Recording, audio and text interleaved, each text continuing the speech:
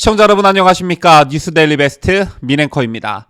살인범 조카를 변호한 더불어민주당 이재명 후보에 대한 인성 논란이 일파만파 커지고 있죠.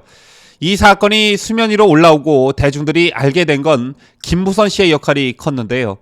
김부선 씨는 페이스북을 통해 해당 사건에 대해 여러 차례 언급한 바 있습니다. 지난 7월 11일 김부선 씨는 이재명이 자기 큰누나 아들이 사람을 죽여 사형을 받았다고 내게 고백했을 때 조카의 살인죄보다 이재명의 그 비정함에 나는 많이 놀랐다. 면회는 갔느냐는 내 질문에 혹여 면회 기록이라도 남아 훗날 출세해 지장이라도 있을까봐 한 번도 면회를 가지 않았다는 말에 오만정이 다 떨어졌다고 밝힌 바 있습니다.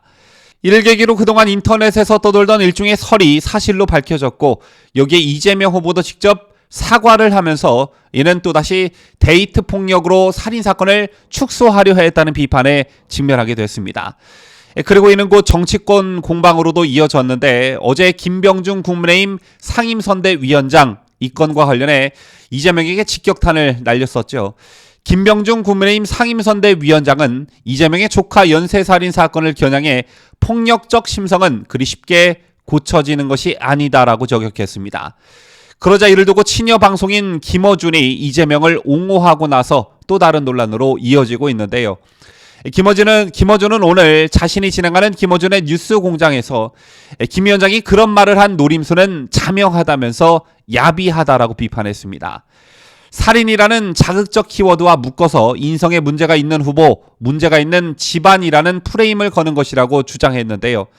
그러면서 아버지의 농지법 위반과 자식을 왜 엮냐며 연자제는 안 된다고 윤희숙 전 의원을 옹호한 이준석 대표까지 소환했습니다. 그랬던 국민의힘이 이재명 후보에 대해서는 연자제로 5총간의 인성을 엮어버리나 라고 비판한 것인데요. 뿐만 아니라 김어준은 이준석 대표뿐 아니라 박근혜 전 대통령의 오촌 조카 살인 사건까지 상기시켰습니다. 박근혜 대통령의 오촌 조카가 자신의 사촌을 살해한 소위 오촌 조카 살인 사건에 대해서는 그 어느 누가 박근혜 당시 후보의 인성을 거론하고 집안을 엮었나라며 아무리 대선이라지만 이건 너무 야비하다라고 김어준은 주장했습니다. 자, 이거 대표적인 본질 흐리기 있죠. 윤희숙 전 의원의 부친 건과 박근혜 대통령의 오촌 조카 건은 두 사람이 직접 관여한 사실이 전혀 없습니다. 하지만 이재명은 자신의 조카 살인 사건이 뻔히 어떤 사건인지 알면서도 심신미약을 주장하며 변호에 나선 것이 비판의 핵심인데요. 김어준의 본질 흐리기는 여기서 그치지 않습니다. 김어준은 살인을 한 조카를 변호한 이재명 후보의 변호와 범인을 치료한 의사의 어떤 행위까지 거론하며 비교했습니다. 즉 조카를 변호한 이재명을 탓하려면 범인을 치료하는 의사도 치료를 하지 말아야 한다는 게 김어준의 주장인 것입니다. 그러면서 변호사협회에서 항의할 일이라고 본다며 변호사협회가 나설 것을 선동하기도 했습니다. 김어준의 이러한 편협된 생각 또 그로 인한 선전선동이 어제 오늘 일이겠냐마는 이건 나가도 너무 나갔다는 생각이 들 수밖에 없는데요. 자, 그런데 조카 살인사건 변호에 대한 충격이 채 가시지도 않은 상태에서 이재명이 변호한 살인사건이 또 있는 것으로 밝혀져 충격을 주고 있습니다. 국민의힘 이재명 비리검증특별위원회 위원장을 맡고 있는 김진태 의원 오늘 이런 글을 자신의 페이스북에 올렸습니다. 김 전 의원은 이날 이재명 후보 조카 살인사건이 화제다. 하지만 그에 못지않은 사건이 또 있다며 이재명 후보가 조카를 변호한 바로 다음에 또 다른 살인사건을 변호했다며 글을 올렸는데요. 김 전 의원이 밝힌 사건의 내막은 이렇습니다. 해당 사건은 2007년 성남 수성구 살인사건으로 이재명 후보의 조카 살인사건이랑은 다른 교제 여성을 살인한 사건입니다. 2007년 8월 3일 가해 남성 A씨는 자신과 내연관계가 있던 40대 여성 B씨를 살해한 혐의로 기소가 됐는데 살인 전까지 남성 A씨는 여성 B씨와 4년 가까이 동거했습니다. 여성 B씨는 남성 A씨에게 그해 6월 24일 헤어지자고 말하자 A씨는 이에 응하지 않고 B씨를 살해하기로 마음을 먹고 날길이 26cm 흉기와 농약을 준비해 경기 성남시 수정구의 B씨 집으로 향했습니다. 남성 A씨는 그 딸을 방으로 집어넣고 가져온 농약을 잔에 부어 마시라고 강요했고 다 죽여버릴 거야 라며 여성 B씨의 작은 딸에게 너는 네 언니 대신 죽는 거야 라고 말했습니다.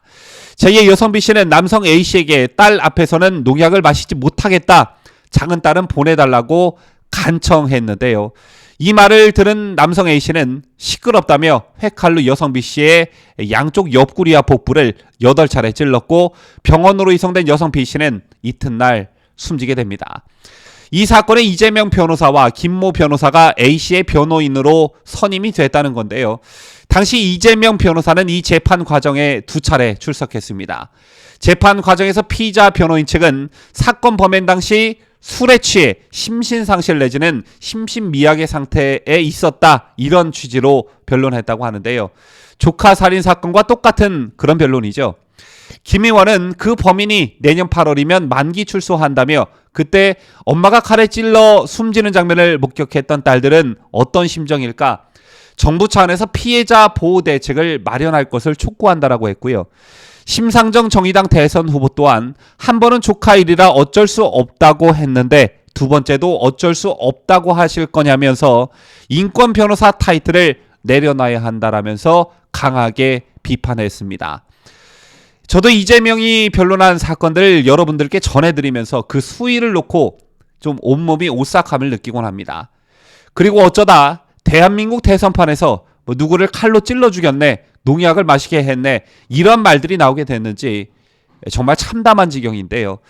이런 상황 속에서도 이를 옹호하는 김어준 같은 사람이 있다는 것에 더욱 절망하게 됩니다.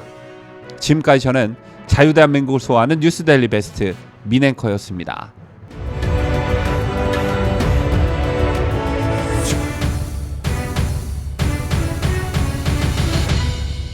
함께해요. 뉴스 데일리 베스트.